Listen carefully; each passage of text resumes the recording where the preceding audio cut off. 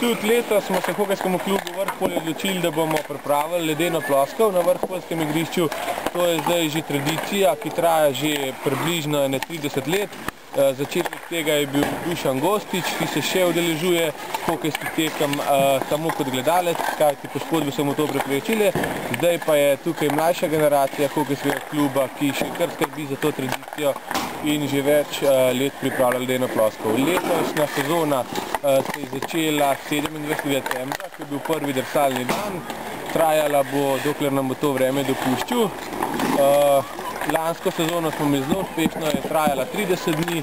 Lansko sezono smo organizirali tudi hokejski turnir, na katerem je bilo 9 ekip. Letos nam žal ne bo uspel, kot kaže vremenska napoved, let ne bo zdržal. Kako pa tole zalediti? Recimo, ali imate v spodnji kakšne naprave ali je to samo voda? Ko vreme dopušča, mora biti vsaj -3, -4 stopinje. Se fakti zberemo, celo noč dežuramo, na pol ure polivamo z hidranta vodo. Približno 10 do 15 krat je treba politi, da je ledena ploskal pripravljena za drsanje.